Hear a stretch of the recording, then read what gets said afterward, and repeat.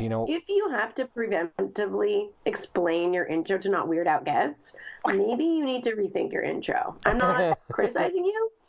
I'm just saying Right. if it makes me and Becky feel weird, that's one thing. But it makes everybody else feel weird. I don't know. You do have some fans, though. Your buttery voice has fans.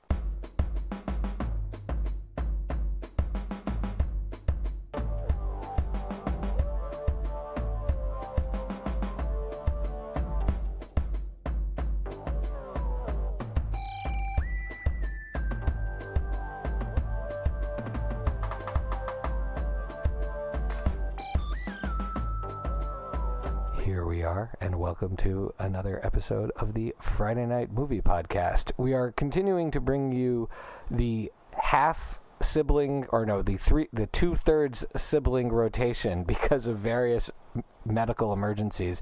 And if you know about medical emergencies in our family, they're usually mostly like humorous rashes and weird slipping and falling things. So Becky is not here today, but no one be too worried about her. She'll be all right. Her child is just doing what our family does whenever you're on vacation, is get some sort of odd sickness.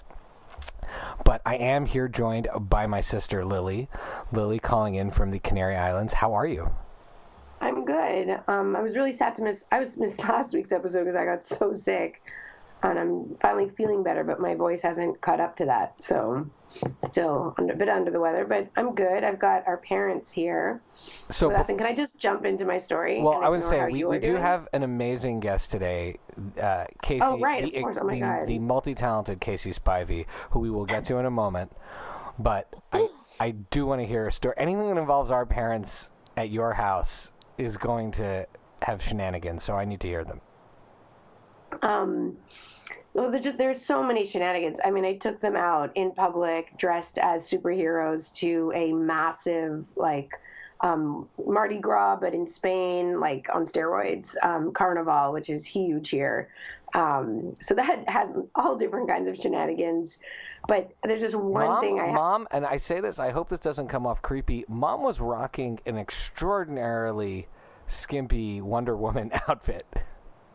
She was, and she, was hilarious because she was like, I would never wear this, as if social media doesn't exist. I would never wear this in Philadelphia because, I wouldn't want any of my friends to see me. But posting it on her Instagram and on her Facebook, I was like, who do you think follows you on those? Who do you think would see that? Just me and Shy and Becky? Is that who you think just follows you? And I was like, do it, girl. You look good. She looked amazing. But yes, it was one of those sexy Halloween costumes that she ordered on Amazon, not realizing, I think, that that's what that was. And to be but clear, she looks great. And to be clear, Kacey, I know we haven't introduced you yet, but feel free to react. Our mother is a grandmother of 4, Cuban Jewish mom who's very festive. Great. Very, very festive. And of course, as always, she was life of the party. And Dad is such a good sport for dressing up in full Superman and just schlepping behind her everywhere. It was really cute. She definitely made, she's the one that goes out and we find a way to get into to see a concert that no one can get into, and she made friends with everybody and all of a sudden is snapping pictures with people, gets in the front row. It was wild. She's amazing. But I'm going to tell a specific story that has something to do with you, even though you are not here, Shy. Is that, I don't know, Kacey, you might not know this, but everybody else does. I'll fill you in. Shy's absolutely the favorite of her mother, even though she doesn't admit it in so many words, but she will be I'll be oh, Shy's so your favorite, and she'll go I really love you. And I'll be but that's not saying no to what I just said, and don't distract me with your love. I was so my brother-in-law was over for dinner because he moved to where I live, which is fun. And I was over for dinner, and he goes, I want to ask you guys a moral question. This is your brother, Uncle Tio Chicky. Tio Chicky, yeah. This is all happening in Spanish, by the way, Kacey. You have to imagine. This is all in Spanish. My husband's younger brother, who has a nickname called Chicky, and he's now Tio Chicky. And so he wanted to pose this moral question, and I think it's an amazing question to ask. Everybody who's listening to this podcast should now go out and ask it. And it's supposed to be like this. You're on a roller coaster. It's the craziest, most crazy roller coaster of your life. you have your partner, significant other, whether you have one or not, it's just your imaginary person on your right and your mother on your left. And you need to hurl. Like, you got to go. And you have to pick a side. You got to go in one direction or the other. Who do you vomit on? And so apparently there's a different answer for boys and girls. Sons and daughters have different answers. That's apparently what, has been the case. It's a really interesting question to ask. He asked Mom, he goes to Mom, you have shy on, I don't know why he chose you and me. He goes, you have shy, no, he goes, I'm going to ask the question. And I go, whatever the question is, shy, I guarantee, is going to be the favorite and come out good in this. And Mom's like, don't see that. Let's hear the question first. And I was like, go right ahead. Doesn't matter, Alex. Whatever it is, I know that if it's between me and Shy, I promise you. Mom's like, how dare you? He goes, okay, Shy's on your right and Lily's on your left. Who do you barf on? She goes, Lily, without a question. You see? She's like, no. It's because, I was like, because you love me so much? Is that it? God forbid Shy gets a little vomit on him. Precious Shy. And she was like, no, I think you could handle it better. I was like, whatever. To be clear, if one of us threw up more on our parents, it is definitely you. But with all of that, I don't want to I don't want to indulge in further important moral choices, favoritism, any further, because we have an incredible guest, someone that I have been a fan of for a really long time. She is the list is actually so long that I wrote it down. Writer, head writer, comedian, producer, reporter, host, musician, actor, songwriter. Singer. There are a few people I want to be in this world. Lately, it's been zeroing around Jack Antonoff and Weird Al Yankovic, and I am going to add Kacey Spivey, our guest, to that list because she is doing like the things that I wish I could be doing all day, every day. Kacey, welcome. Oh my gosh, what an amazing intro. Thank you so much. It really is such like an honor and pleasure to have you here with us. Oh my God, likewise. I'm he's equally honored.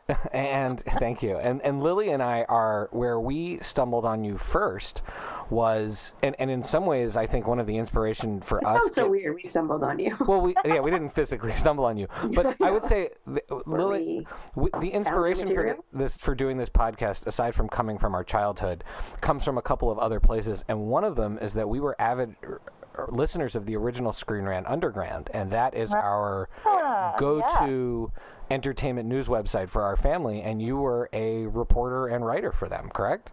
Yes. That was my I hate to say this, but that was my favorite place to work. I loved Screen Rant so much.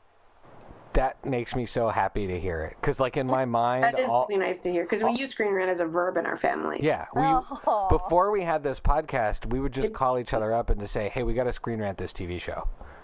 And that's how this podcast was born. And then we used it so much, it was such a part of our lexicon and our regular everyday use that Shy was like, guys, okay, but we actually have to come up with a name for what we do because we can't call it that. I was like, we can't? That's not a verb. And he's like, no, that belongs to people. And I was like, oh, right. I don't want like Ben Kendrick coming over our house and slapping us with a lawsuit. No, but I just feel like, it became such a part of our everyday usage because we like it so much. So that's where I discovered Kacey. But then I learned as following you on Instagram and Twitter and all those things, because you were like a nice person. I don't know if you remember this, but the little people like us, we remember when people do things like tweet back at us or say hi. You said hi to one of my kids on a live stream once. And and so, but so when I list all those things, right? You write parody songs, you act, you sing, you're a host. Where does all of this come from? Let's just start there. What? Where did you get all this stuff, and where did you have the guts to just say, I'm going to do all these things? Oh my gosh. It's so funny because when you list it all out like that, I'm like, oh, yeah, I'm definitely nuts. Like, wow, that is really interesting that I do that. I do all those things. You're right. Well, I grew up in a entertainment household, so in Dallas. So to me, it was not weird or abnormal to be like I would have sleepovers and I would steal one of my dad's cameras and I would make everybody create a dance or a sketch or sing to Grease or something like that. And then everyone would go to sleep and I would stay up all night and I'd edit it together and then I'd burn them on DVD. Give them so you were doing parodies at a young age. Yeah, so very young, you know. Wow. 12, 13, 14. It just was not. My dad got me like this free like editing software thing that I would, you know, mess around with on my computer. But I look back on that now and I go, oh, wow, of course I ended up doing what I do now.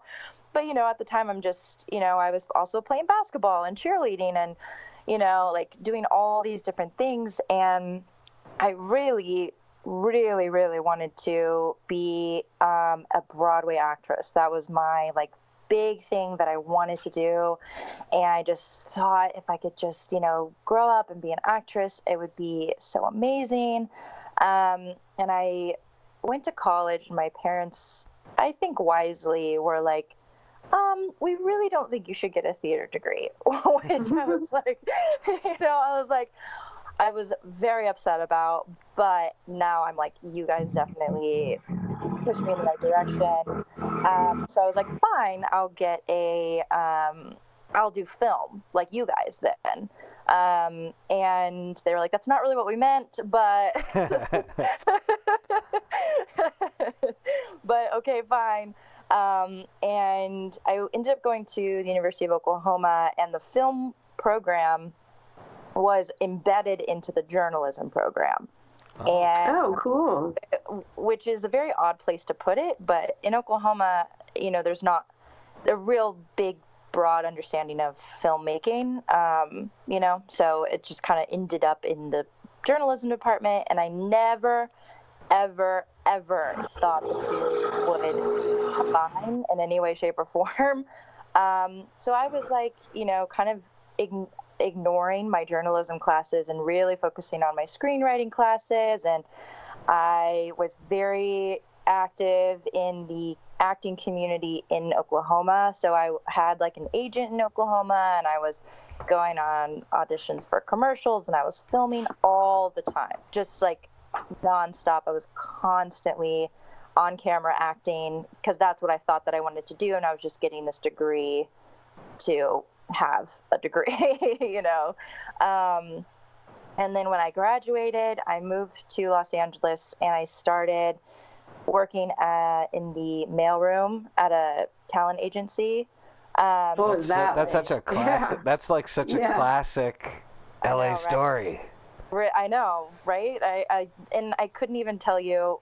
That was literally just kind of magic how it happened. It's like my professor knew someone who let me interview, and then so, and of all places, I ended up, so I started in the mailroom, and then 3 days later, I was recruited to be in they call it getting a desk, which is like somebody's assistant. But it was for a comedy agent. And again, I had no idea that all of this would kind of come back into play, but I was miserable and terrible at the job, but I was like, helping book comedians in, on tour dates and all this kind of stuff. And, I was I was production assistant by day and, moved through different productions that I was working on. I worked at Warner Brothers for a little while, and then I would leave and I would go do theater shows at night because I thought, this is what I want to do. I want to do theater. I want to be an actor. I got agents and I was auditioning on my lunch breaks, and it was just like I was kind of doing all of it around the clock. And then I started doing comedy sketch, and we did this show called TMI, which is like a takeoff of TMZ. And good take. That's cool. Yeah, it was funny and making fun of celebrities, and I was like, oh, well, if we're gonna do like TMZ, like shouldn't we have like fake reporters and like, do fake news stand-ups? And they were like, well, do you want to do that? And I was like, yeah, sure. They're like, well, you have to make it because none of us have time to do that. So I was like, oh, okay. So I got a little camera and I figured out how to do the green screen and stuff. And so I would just like I started making these little like parody reporter stand-ups that would do like stand-up jokes instead of real news, like about Kim Kardashian or whatever. And they would play like a talk soup kind of a thing, or soup. Yeah. I guess soup is what it's called. The soup. Yeah, exactly. And it was called like the TMI Minute, and they would play them, in between the different sketches. And don't go find them. They're not good. They're terrible. But those don't bubble to the top of YouTube when they search your name if it makes you feel better.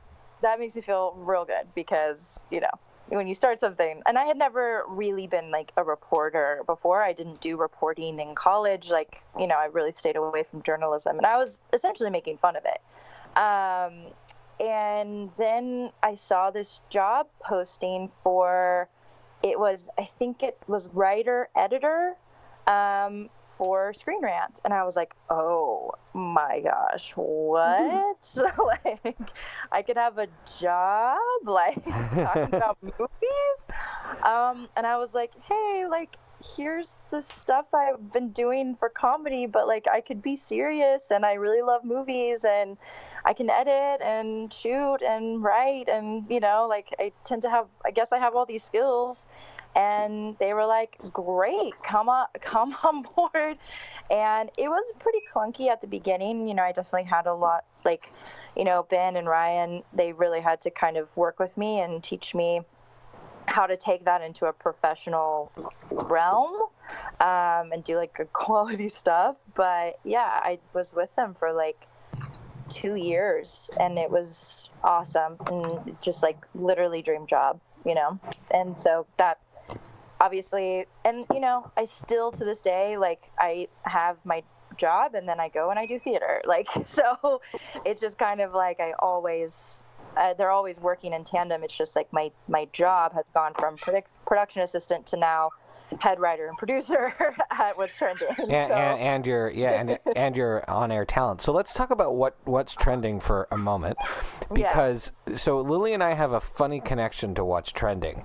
Oh, really? In the sense that we come from the same small town that Shira Lazar comes from, in the sense that. Canada? I went to elementary school with her. She was in my class. What? In Really? elementary school. Shira Lazar was in your class, Lily? She's your year? I can't believe she wouldn't remember me. I mean, I'm so memorable. I don't mean that. That's because you were crying all the time. Probably. Oh my gosh. I would be shocked that she doesn't remember the last name Corman. Weren't you in her brother's class? No. I don't know who her brother is. I mean, I don't know. Anyways, the point is that when I say small town, I mean not just the town of Montreal, but the town of Jewish Montreal is a very small town. And her and I went to elementary school together. So wow, I did not remember. Wild. And so you are now head writer on her. She's a founder of What's Trending?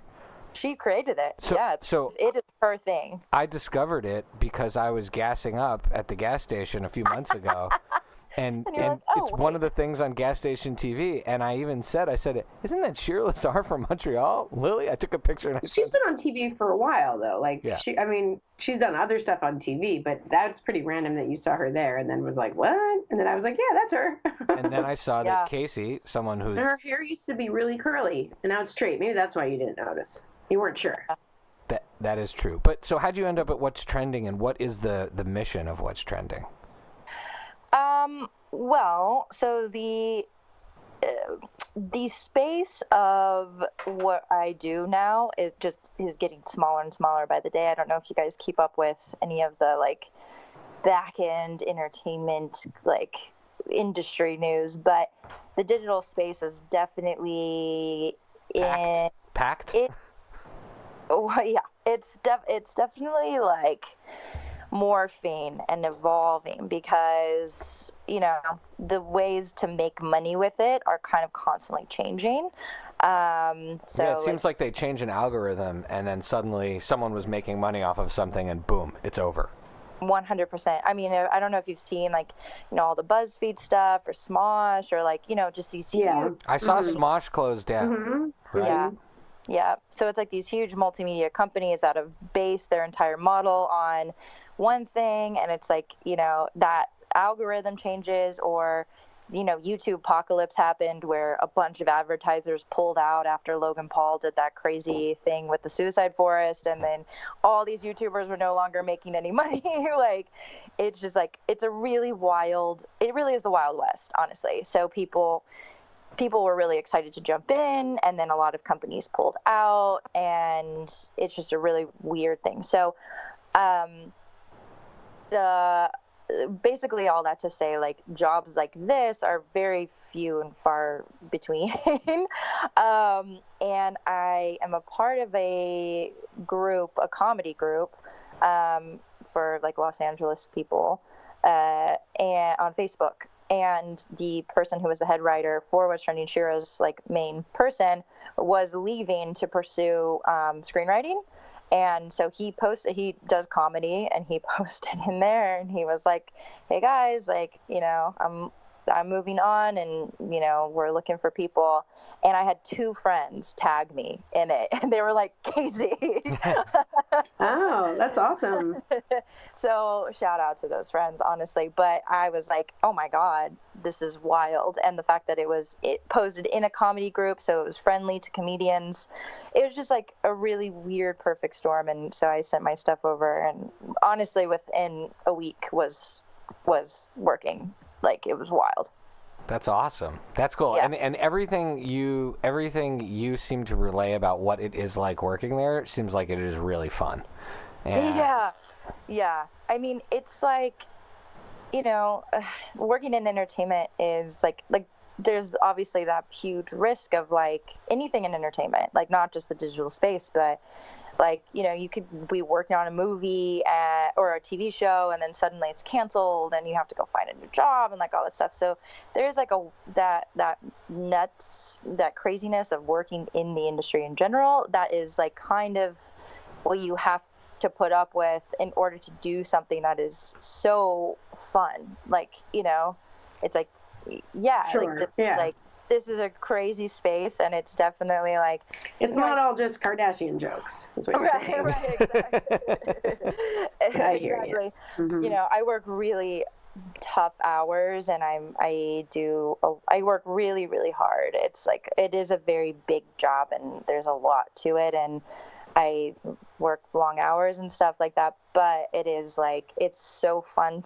my job is to be creative and to create content that hopefully resonates with people. And it's been cool to see, I think with a head writer position, you kind of, the tone of the content, because I write everything, whether I'm hosting it or she's hosting it, like I write everything. And I pick the stories that go like across all platforms every day. So it really is kind of like my tone that gets to be kind of projected into the world. So it's really cool to see. And you must not write with any typos. No, there's plenty of typos. I assume there's some kind of copy editor, maybe? No? No, just you guys. Wow, that's a lot. Yeah. So it is a lot. And then you're doing your own stuff simultaneously, is what you were saying. Yeah. And actually, I really want to segue to that, because right now you are part of a comedy troupe. You are the writer, producer, founder of a YouTube channel, but I feel like it's more than just a YouTube channel, and that is Blonde Jokes. And everyone who's listening, go check out. Is it the Blonde Jokes? No, I think it's just Blonde Jokes. No, but Blonde Jokes the series. You could go to youtube.com/Blonde Jokes the series, or follow us on Instagram at the Blonde Jokes, and you can click through. Oh, that's where you're saying. See, that's where I got the from. Instagram. And it's hilarious. I want to ask you about individual sketches in a moment, but just give us the pitch. Tell the listeners about Blonde Jokes. Well, it kind of originated, as I said, like I've been doing like, comedy. I've been working and then doing theater at night, and all that theater has been like, I did parody musicals, Lost the Musical, which actually is coming back soon. I did Game of Thrones the musical, and I did TMI, and all these like crazy comedy things, which is so fun and is so rewarding. And at the same time, I play the same character a lot. I don't really get an opportunity through other people's eyes to be cast in roles that would stretch me. So I was talking to a few of my friends who kind of come up against the same issue, or, you know, like we're never cast in the same scene together because we play the same part typically. And we were just kind of talking about it, and my friend Heidi, who she was producing comedy shows, like she's studied at the Ground Lanes, like she's really, really talented and very, very smart, but comes up against the same issue as I do, in regards to personal growth in comedy.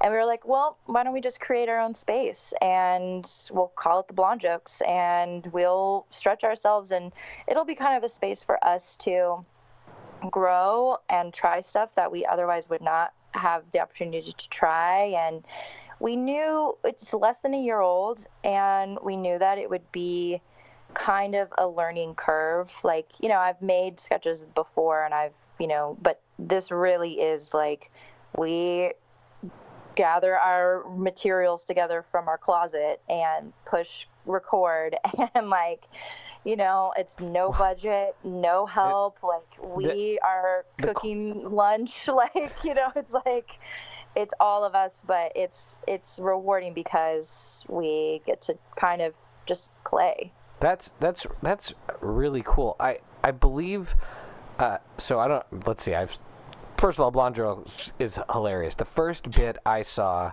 was the Britney Spears parody that you guys wrote, but but I leave the opening. The opening bit was almost like you guys, you broke. I don't know any terms about anything, but it was almost like you let the listeners or the watchers in on the joke with that bit. The audience. The audience. That's it. Are you sorry. Okay? Yes. We're not that bad. Like, we've watched stuff before. The audience. It's the bit where you, and I assume Heidi is the other person that's in that scene, are making the blonde jokes while you're reading these magazines. Yep. And I feel like that was a declaration of, we're going to break type.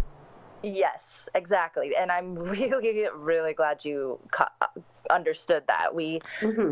Heidi wrote that one, and we were trying to figure out, you know, we understood it, and we knew we were joking, and we knew we were being sarcastic. Like, these literally are not funny. Like, this is ridiculous, and it's kind of, you know, stupid and silly that, like, people will, like, you know, it's just like kind of nailing it so on the nose of like, this is dumb. Like, we're not just like dumb people.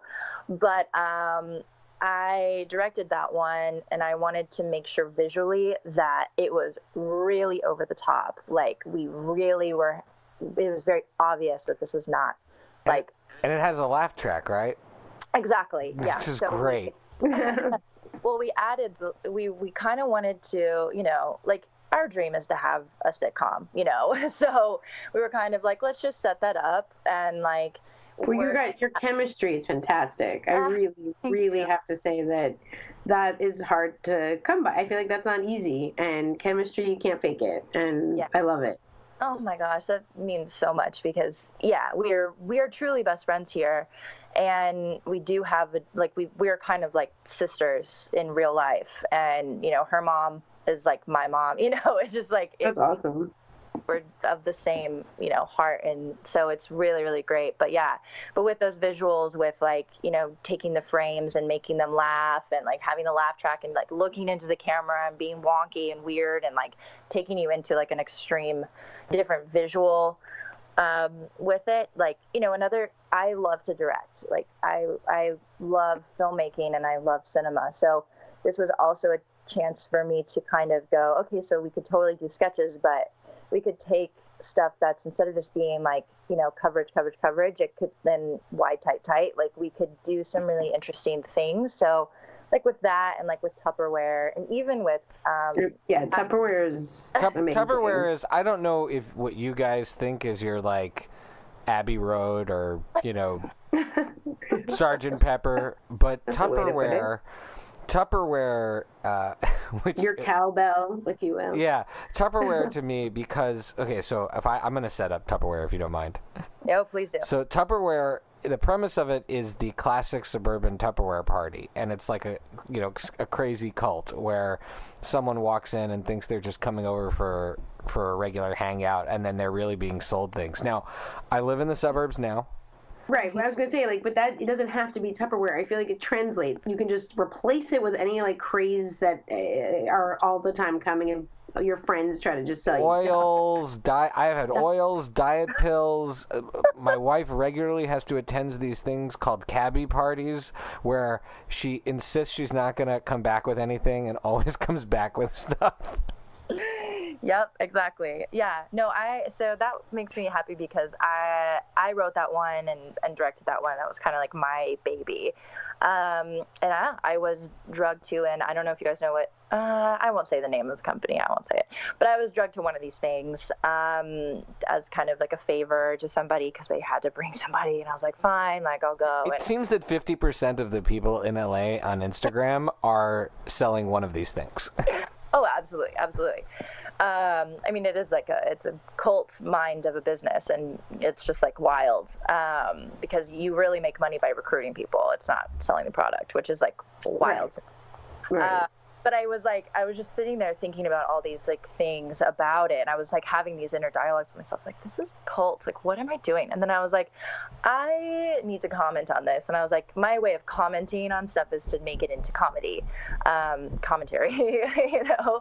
So, I went home and I like wrote it immediately. And I had that idea of like taking the camera through, like it being a horror film or a thriller film, and having people look straight down the barrel at the camera, like they're looking into your soul, like how you feel when you're in those situations and how weird it could be. And we took it back to the 50s and set it there with Tupperware because that's not really the company that does that anymore.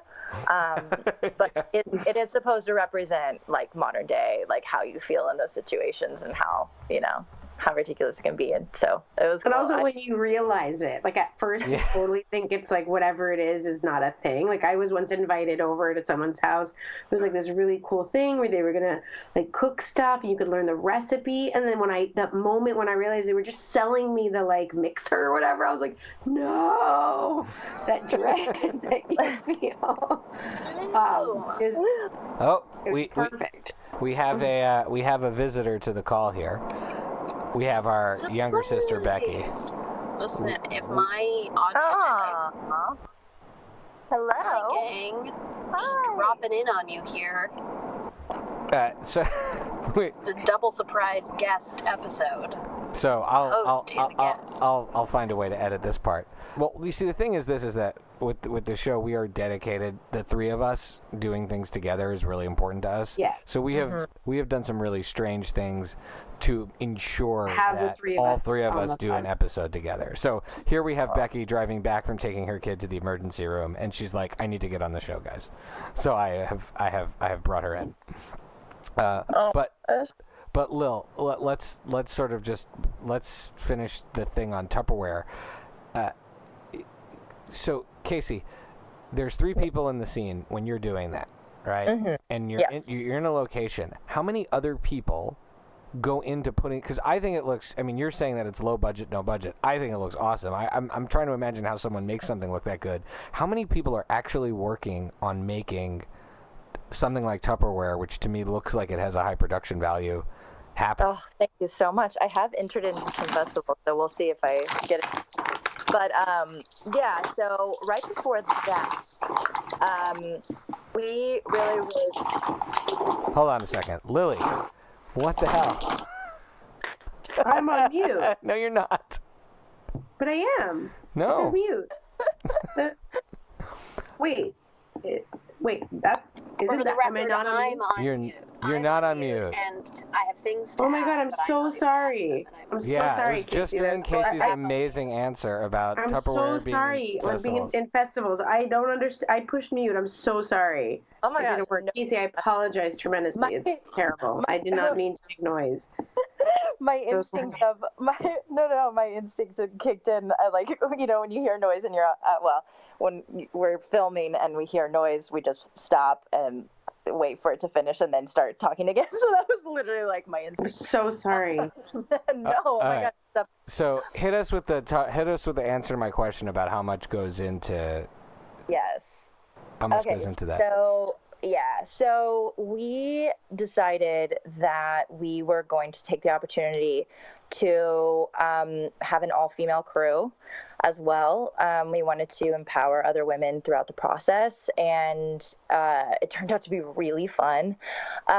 So we recruited for that one, and it was all like students and people who were, just working to get real footage or wanted free food. I don't know why they showed up, but we had an amazing DP, Erin, who had just invested in a red camera. So that's where the quality comes from, is her like amazing, cool new red camera that she wanted to use. Cool. She is finishing up school, so it's like we just got really lucky, and she's very talented. And of course, she's already like working so much, like I can barely get her to have a free schedule to shoot another one, but which is very good, very, very good for her. And we had a first AD, which was somebody who was kind of keeping us on schedule, because we actually shot 2 sketches in one day. We only shot Tupperware from like 9 a.m. to noon, and then we shot the superhero sketch from like 1 to 6 or something like that. So we really had a tight schedule. I think we only did that. You see, it's pretty much one take from different perspectives. We really only ran that inside thing probably 4 times, and I just was like, okay, get the inserts and move on. But yeah, so it was really fast and crazy. But so we had a first AD kind of taking us through the day. She was awesome. And then we had about 3 other people who were PAs or helping like iron the costumes while we were filming this one or whatever. So that actually was probably 5 other people behind the camera. And yeah, that was probably our biggest crew was for that one. That's really cool, and that's really cool that you took the opportunity to reach out and empower women. My follow-up question here has to do with kind of tying it back to where we started. Hold on, says the guy who makes his sisters stay on mute. No, Becky, I was gonna tee you up here for a second. Sorry, I needed to take the shot. No, that's fine. And of the 3 of us, just so you know, Kacey, Becky is the actual filmmaker who has credits and makes documentaries on social justice and stuff. So she's the only one with any credibility in this conversation, to be honest, other than you, of course. But the question I wanted to ask, tying back to what you talked about being typecast in certain parts. Look, you, Heidi, you're, how do I say this in a not creepy way? You're attractive, like, female performers in the comedy world, which is I was gonna say the clincher there is the funny part. Right. Yeah. You're in a competitive place where and you kind of came right at these stereotypes right away. What is that experience being women who are challenging because it's not like you're not getting opportunities, they're just giving you a very specific kind. What's it like challenging that scenario, that dynamic? Yeah, I mean, it is liberating to be in a space where, like, on that shoot day, and I hate to say this, but because it was all women, it was unlike anything we'd ever experienced before.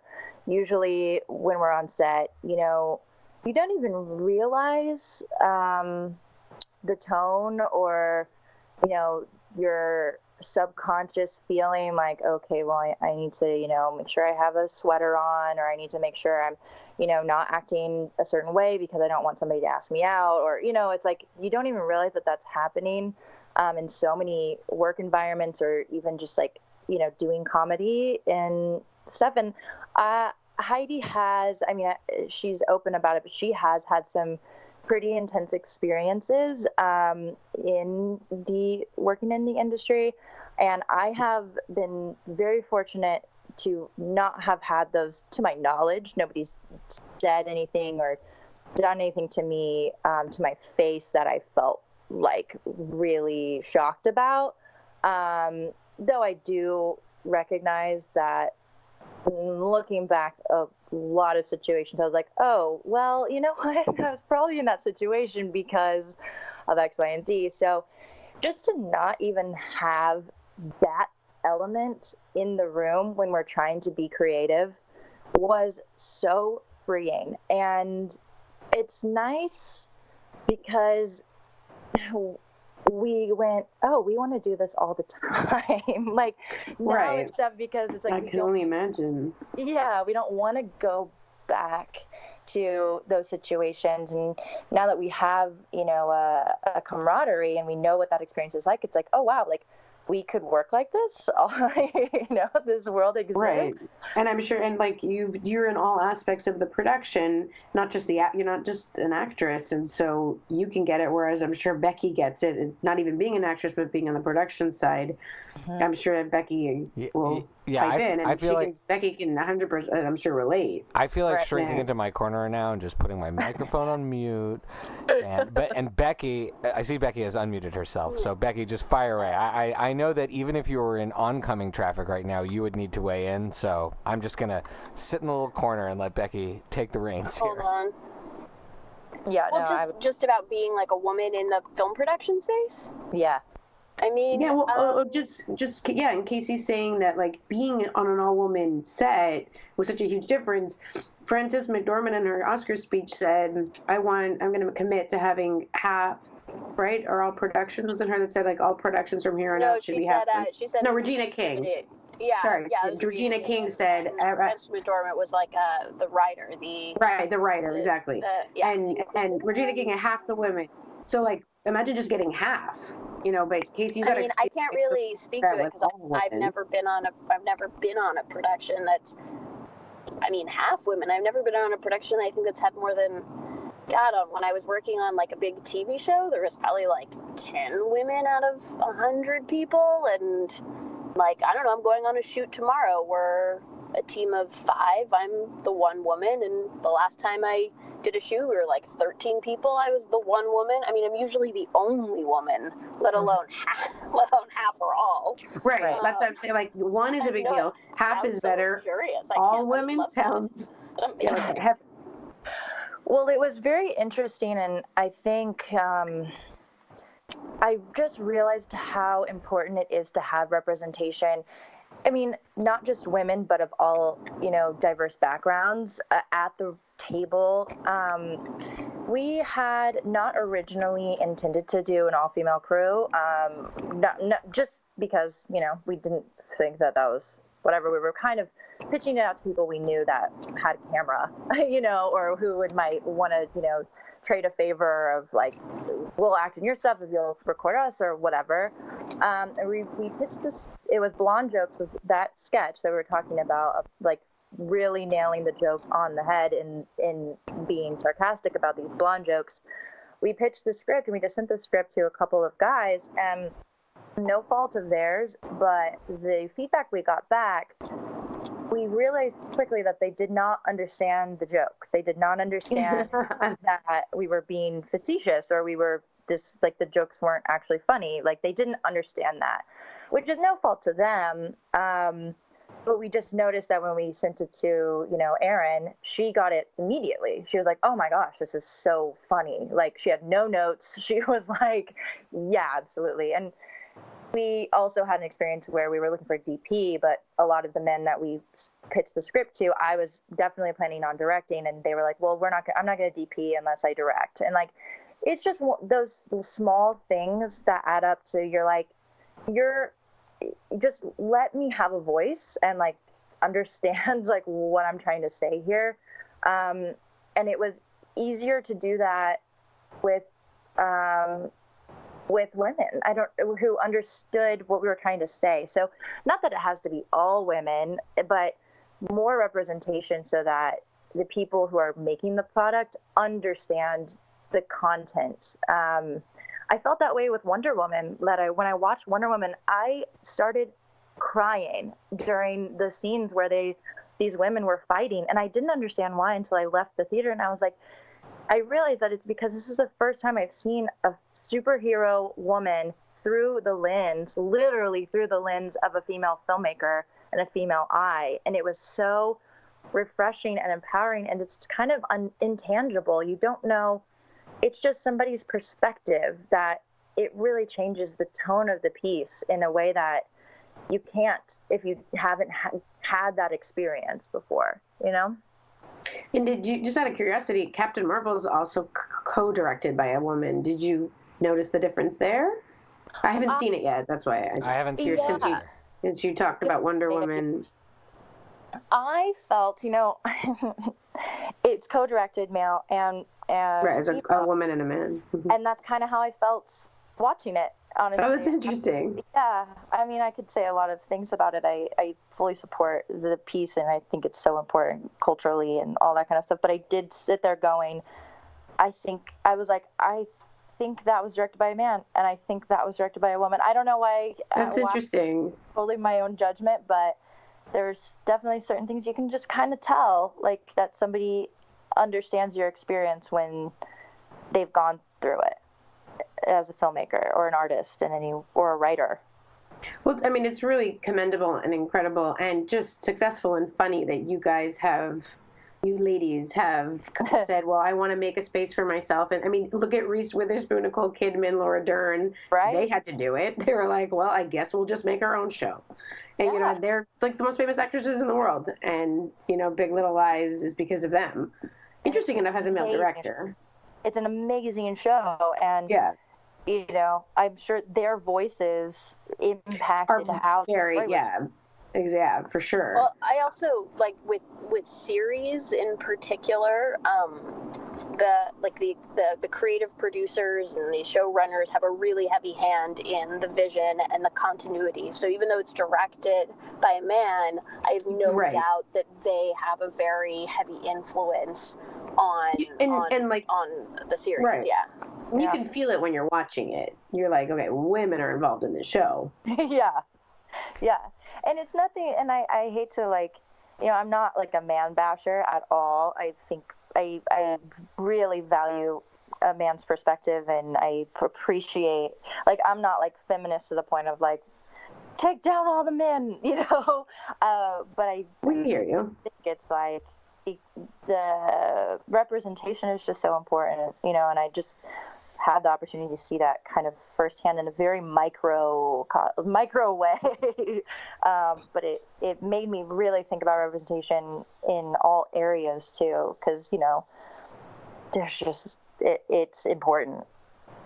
Can I ask you a quick question? If that's okay, Shai, you can just tell me no and we'll go back, or not at all. But since we're on women and all that, your new segment, it's new, right? Wow. Yeah. Yes. I loved it. I don't know if you need like fans to tell you that, but I just really loved it. I loved it too. I would watch a lot more of it. I think WOW is just such a great acronym, and I love the way you guys say wow, and it's just really cute. And I like that you know, Heidi and you guys were talking about, you know, something poignant about like that email that she had sent, and, you know, touched on serious things, but then you can also talk about the Kardashian scandal, but in a serious way too, and bring up the fact that like there's a big slut shaming thing, and you know, race plays into that. And then I think we're saying that because it's a new segment. We're obviously trying different things and having different ideas, but we realized that, you know, we had an opportunity. People were responding to us, and we've I can't really talk about stuff that there's confidential stuff that's going on, but good confidential stuff. But people have responded to us, and we noticed that they were just responding to what we were doing more so than the content that we were making. They were like what you guys were saying. Just people were like responding to that act of defiance, honestly. And we were like, we should have a segment where because we are serious intellectual people, so when we're not really showcasing that, and maybe people would appreciate a space where Do women are 100%. talking about women? No, I mean, it's, by the way, it's very clear. It was very clear to me that you're from your sketches that you are very smart women. Because yes, you're being satirical, but I think in order to pull off satire, you have to have a deep understanding of not just what you're satirizing, but the culture and what's going on in society, and kind of predict how people might respond to that. I mean, it's very clear that and you guys are both still you're still funny in it because you're funny, and that doesn't have to be sacrificed because you're talking about all different kinds of things. And I loved your response to the Nike commercial. It made me think of you, Beck, and Shy. We talked all about that Gillette commercial on Men and all that, and then I started crying we had a fun. when I watched you guys talking about it. I was listening, so I was listening to the piece because I was watching it with my daughter, so we weren't like watching it. So I was actually just listening to you guys talk, and so I was listening to the Nike commercial, and without seeing anything, I started crying. Yeah, I totally started to tear up. Yeah. I know, it's so wild. Like, it's like, just even hearing you guys kind of chime in on this, it's just like, it's so weird that this space is kind of so untapped, and like the idea that, how I'm feeling after watching something might also be how somebody else is feeling, and it's just really nice to like hear, and it makes me feel like not alone, Sure. Well, because you're doing it for your passion, I'm assuming. You don't do this, just for the big bucks.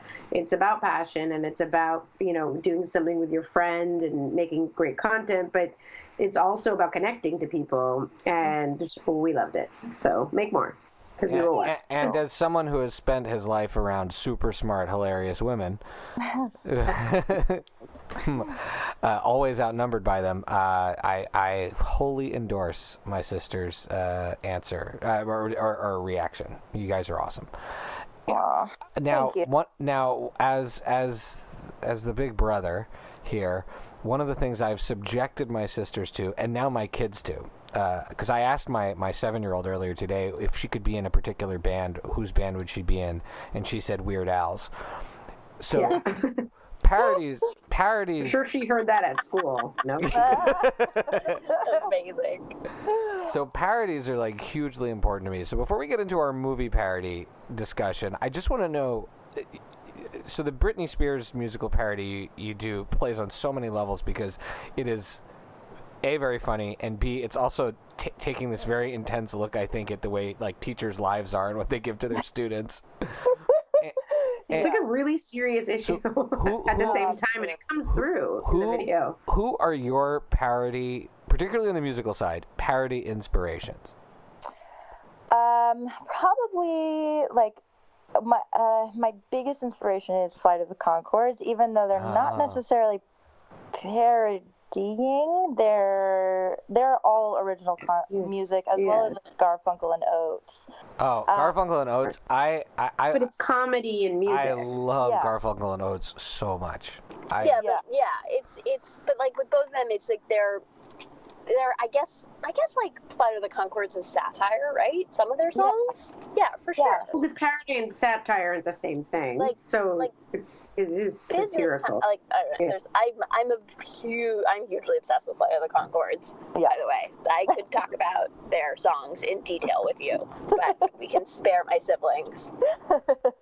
I was playing the Rhinoceros song the other day, like in the morning, with the kids around, and they were like, "What's going on here?" That is the whole classic, show. That's just brilliant. That's a classic, but the whole album from the first season it's genius. I mean, second season of the show too, but they're very special. Yeah, and I think I mean I watch SNL pretty much every week. Actually, I watch SNL every week. I don't know why I said pretty much, because that's a lie, and have for a long time. And I don't know if you guys remember, like, Andy Samberg and his friends started doing those digital shorts, and they were like really ridiculous and like Oh yeah, that was I mean that was arguably the best part of Saturday Night Live during that era for a while. But like, Lonely Island is now so much bigger than the digital shorts. It's pretty amazing to see how that's grown. I actually strongly argue that Justin Timberlake, when he did his Super Bowl halftime show, should have just brought the Lonely Island guys out. This is one of my soapbox things. I would have much rather heard Mother Lover and Dick in a Box and the boat one than that Sunshine in the Pocket song. We know. Okay. Yeah. Sorry, I get stuck on a few things. That's one of them. Yeah, I agree. Yeah, so I mean, obviously SNL is a huge influence on that, but you know, like with Britney, I wrote that one as well, so I appreciate that. With Britney, it was like I have a huge, you know, heart for teachers. I have friends who are teachers, and as we've kind of, you know, gone into our different careers, it's like it's interesting to hear their perspective on teaching and how little they make, and how, you know, one friend loves it, one friend hates it, like, you know. So it's like we had a teacher strike here in LA too. It's like a big deal, and I was just thinking about that, and then I think a Britney Spears song came on, and I was like, I just kind of put them together, and I was like, what if this was like Britney Spears all grown up, and it was, you know, they're teachers now, and like, you know, I don't know. Which is a great way to also visually revisit the school scene and that famous outfit and all of that. That just, it plays on so many levels, that video. Okay, so now the name of the show is Friday Night Movie. The premise of that is, of course, Lily, Becky, and I, through college, like all the way through, grown adults, even because we all went to college in the small town of Jewish Montreal, and we would go home to our parents on Friday night, we'd have Shabbat dinner, and we'd go to the movies, and we'd talk about movies. So that's kind of where all of this comes from. I did the same thing too. Oh, okay, cool. We would go to Blockbuster though and get a pizza. Yeah. There. Well, we used to rent movies, but our dad would fall asleep so much that we needed to physically go out to the theater. That's cute. So let's talk about parody movies. We have a game we play on the show. It is called Buy, Rent, or Meh. Okay. And we put, in any event, movies are the language of our family and are one of our favorite games to play on this show. The first, I would say, signature bit that we developed on the show, 80 plus episodes ago, is called Buy, Rent, or Meh. And we put three things in front of you, or we sometimes use it as our rating scale.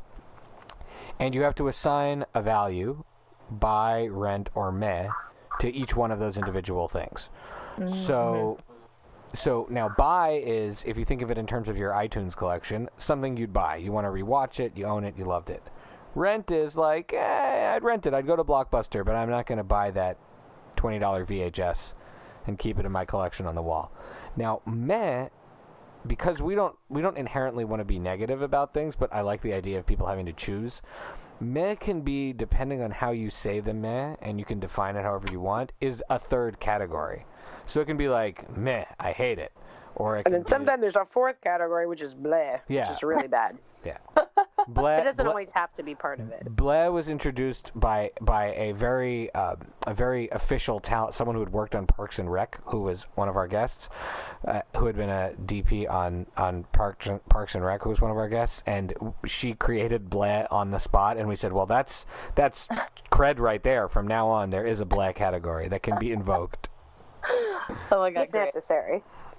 Yeah, but it's not necessarily a default. So we're going to look at parody. Do you understand the rules? Yes. Okay. Copy. And everyone plays, but you don't have to necessarily explain every single answer if you don't want to. But okay, let's start with a classic parody movie group, Mel Brooks. You know Mel Brooks? You've seen his movies? Oh, yeah. Okay.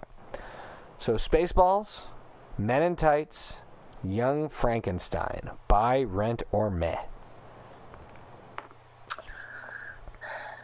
So each one gets an assigned. Wait, you have to assign one. You got to pick one for each. Yeah. I mean, let's be clear. Lily breaks the rules every single time. I knew you were going to say that.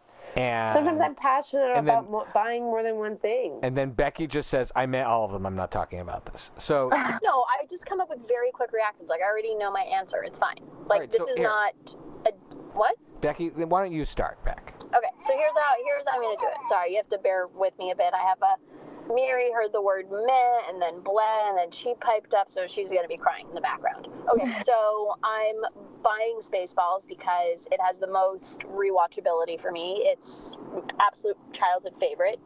I'm renting Men in Tights because I remember it from childhood as being really, really funny and loving it, but I haven't rewatched it since, but I'd like to see it again. And I'm mehing Young Frankenstein because I don't even know if I've seen it, just truthfully. I'm just like, have I seen it? Yeah, sure, it's one of the best. It's a classic, amazing. But you know what? It's not on my radar, so meh. It's one of those movies. Is it one of those movies you pretend you've seen? She just did pretend she saw it. Yeah, exactly. Like 5 seconds ago. I always pretend I've seen it. I'm a liar. Don't believe anything I say. All right, Kacey. Okay, it's a tough one. It's a tough one. Is it though, Kacey? Is it? Because I do like all of these, but I think I'm gonna go by Men in Tights. Oh my god, I almost choked on my water. Excuse me? Whoa. Okay. That's the leg of conviction I like to hear around here, Kacey. So good for you. Because my best friend and I watched that a lot growing up, so it is nostalgic for me. So fair, tough but fair. Yeah. Then, oh my gosh. Okay, I guess I'll have to rent Spaceballs and meh Young Frankenstein, but I do like Young Frankenstein, so that's tough. It's not an angry meh. It's not a bleh. Okay. It just means you just like maybe wouldn't spend a lot of money on it if you had to choose between that and Spaceballs. Yeah, like if it was on Netflix, I would for sure watch it. How about that? Okay. Cool. Lily, how about you? I'm gonna buy Spaceballs. Obviously, I just can't even count the ways. I can't. Like that movie. Yeah, there's not much else to say. It's the greatest of all time. And then I'm gonna rent Men in Tights because. And there's some nostalgia there. I remember really, really laughing and loving it as a kid. I don't know if it would hold up today, though. But I haven't seen it so long. But I'm going to rent it. And Young Frankenstein, is it, like, what does it say about me that I remember seeing it as a kid but not understanding it? Like, I worry for my younger self. I remember seeing it as a kid. If I were to rate these movies by when I saw them as a kid, it would be Spaceballs by, Men in Tights, Rent, Young Frankenstein, meh. Because as a kid, I remember Mom and Dad telling me this was the funniest movie ever and bringing it home and first of all being like, this is in black and white. We were too young when we watched it. Like, they showed us stuff way too young. I worry for your children, Shai. Because you often show them stuff very young. Casey, no, I think it's good for you. I think it's good that they're watching things too young. But yeah, something like Young Frankenstein, it was too young in the way that we just didn't get it, not the way that it was like inappropriate. So it's sort of like missed the boat on that one. I like how you're saying we, because I don't think you were there that day. But that's fine. I must have been because I have like vague memories of it, but particularly being like black. You're probably 3. I have a really good memory. Don't test me.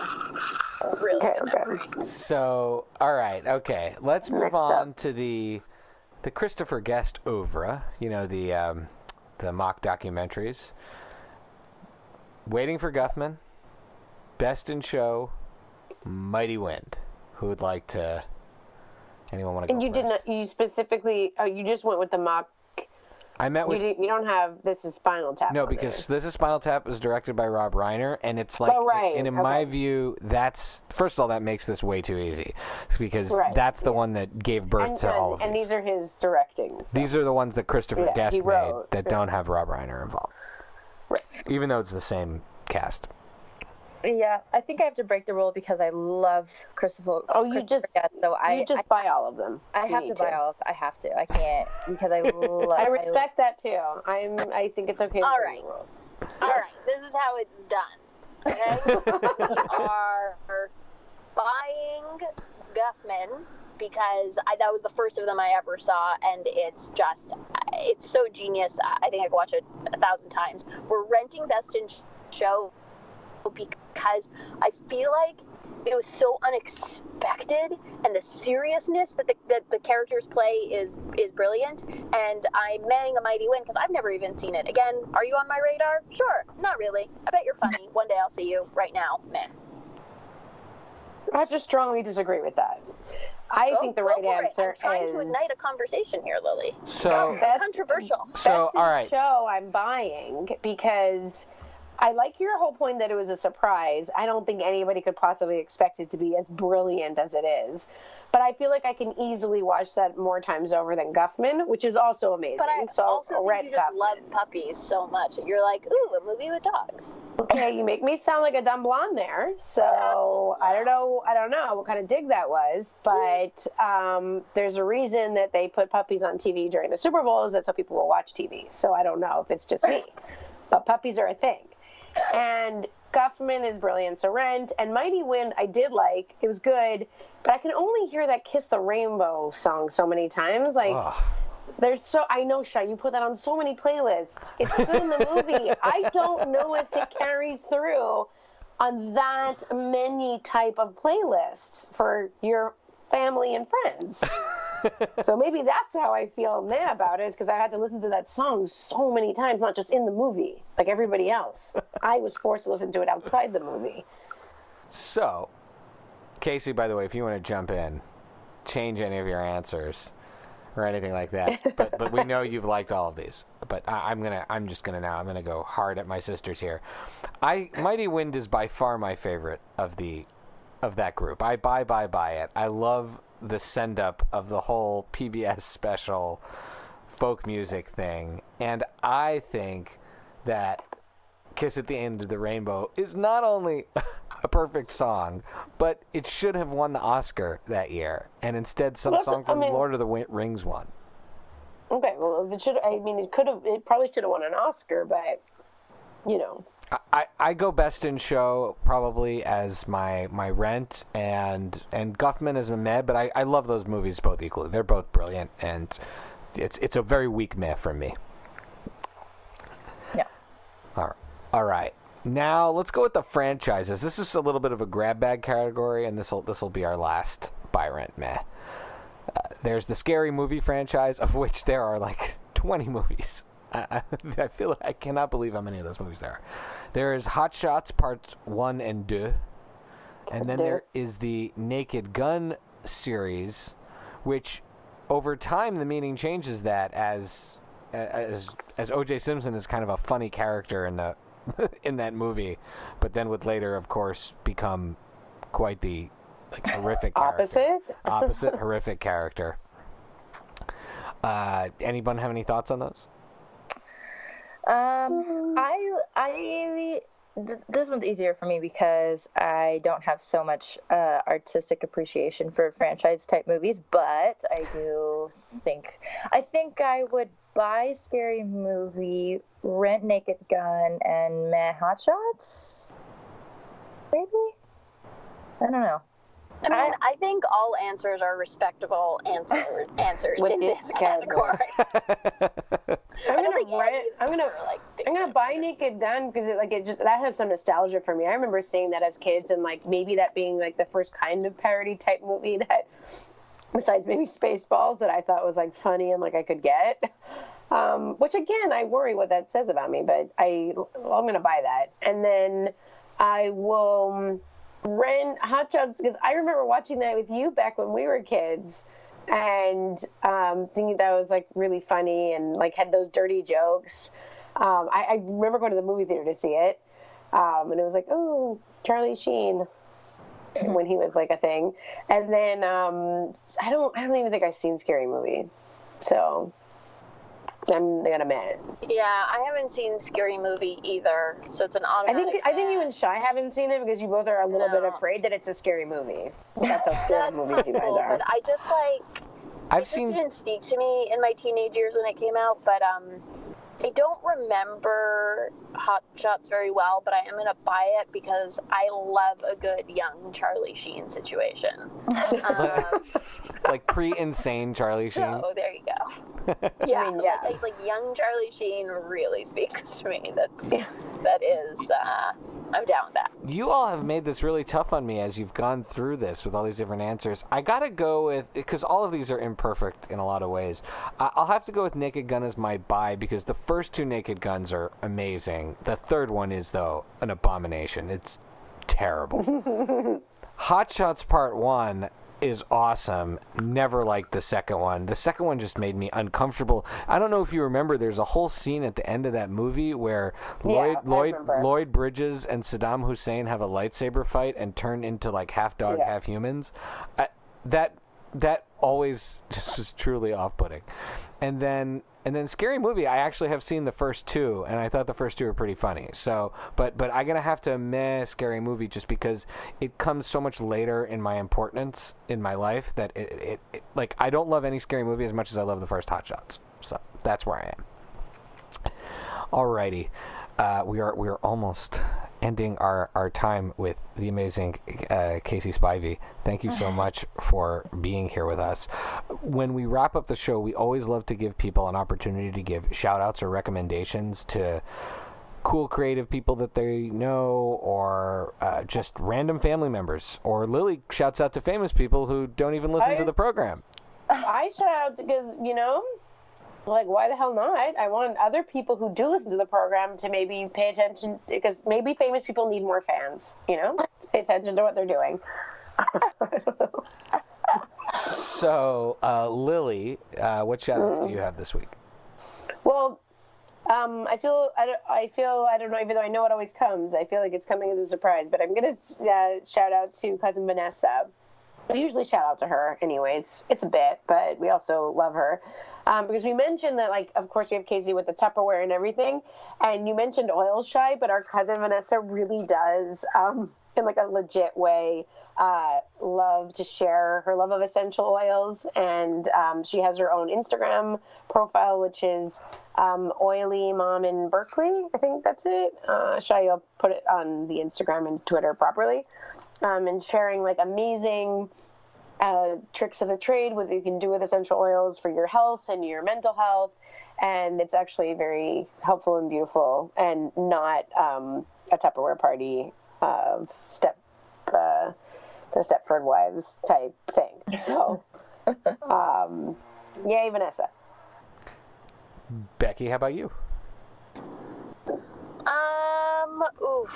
Who am I shouting out to? It's been a blur of a week. You can pass. We always tell you this. We always tell you this. We have an hour to come up with a name. I have a shout out. Relax. Hold your jets. I'm shouting out to Vanessa's dad, cousin Roberto Sinai, Dr. Cousin Sinai, because he has been on call answering all my sick baby questions for the last week. We've spoken multiple times today. He's a pediatrician, and so huge shout out and thank you to cousin Dr. Robert Sinai. There you go. As you see, there's a full range here, Kacey. So far, though, they're all from the same branch of our family that have gotten shout-outs. How about you, Kacey? Shout-outs. Anyone you'd like to shout out to? Yeah, I'll shout out. We talked about her so much, but I'm gonna shout out Heidi because we're Hey, hi Heidi. We're going through the ringer right now of like trying to come up with a bunch of stuff pretty quickly, so we're working pretty intensely together. So, we're in the trenches together. And so if people wanted to follow Heidi too, in addition, we'll give you a chance to tell you all of your stuff. But if people wanted to check out this amazing, talented partner of yours, yes. She is, her name is Heidi Marie Ferren. You can follow her at Heidi _Marie, M-A-R-I-E, Ferren, F-E-R-R-E-N. You can also find her at The Blonde Jokes, and then she's tagged in like everything. So follow her. She's also like an amazing songwriter. She like has like a country album, and she's in like, she does a lot of other stuff too. So she's really fun to follow. That's awesome. All right, now me, I'll go last, and I'm going to shout out to Kacey. Kacey, this has been phenomenal to have you on this show. Now I have to list all sorts of other amazing things in that list of things that you do. But yeah, it is so incredible to have somebody on that is not only doing all these amazing things, but doing them with such cool and well thought out intentions and heart. And I think that is something that, again, people don't necessarily think about when they see a comedy clip on YouTube. But I'm so grateful that we were able to peel that back and have you talk about what goes into that. And I really, really want all the folks who have been listening to this show to check out your work and listen. And we'll have links in all the stuff that we push out over the next week or so when we drop the episode. So thank you so much, Kacey, for being here. Oh, thanks for having me. Thanks for giving me a space to talk about it. Oh my gosh. Cool. And very cool. And just remind us again where the places people can follow you. Yes. So I am at Hey Case, HEY_KACE. It's like Ace with a K. That's me. And Blonde Jokes is at the Blonde Jokes, or youtube.com/Blonde Jokes the series. So you can find all of our stuff there. Cool. Lily, where can people follow you? I am, and again, it's like you explaining your buttery voice to people who may not have heard it before. When I have to say my Twitter handle out loud to people who might not understand it, it kind of is weird, but I can explain it to you after, Kacey. It's Chi K Gomez at Twitter, not at twitter.com. That's not a thing. At Twitter, on Twitter. I don't know what the internet is. Never mind. You don't That's have my to handle. say. You just say, follow me on Twitter. I don't know why it happens every week. You don't have to then say on Twitter. It's like you already teed it up. So anyway, that's the handle on Twitter. On Twitter at Paper BK Princess. That's how you do it, Lil. That's how it's done. Yeah, that's what I meant to say. And you can follow me at Pancake4, that's the number 4, table, on Twitter and Instagram. You can follow all of the Friday Night Movie Pod stuff at FridayNightMoviePod.com. We, of course, as we have been telling everybody for months, it's now under 100 days to All-Star Comic-Con, but we will be exhibiting at the All-Star Comic-Con in Tyson's Corner, Virginia. The 3 siblings are going to meet up and podcast from there. And I believe, Kacey, actually, one of a podcast that you were familiar with, the Take Two podcast.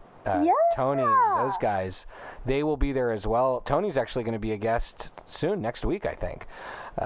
Great. We've all linked up through the awesome All-Star Comic-Con community, and are part of the podcast crew that are going to be there this June, and that's going to be an awesome party, June 7th, 8th, and 9th. And so we'll be there. And the music from What Does It Eat will kick in. You can't actually hear it kick in, Kacey, because with all the stuff going on, I haven't really figured out how to make other audio play. But it'll be laid in afterwards, and we all do a dance. We can't see you, but I know you're dancing. And then we sign off. Thank you so much for being here. Bye-bye, guys. Thank you. Thank you so much. Bye. Thank you. Thanks, guys.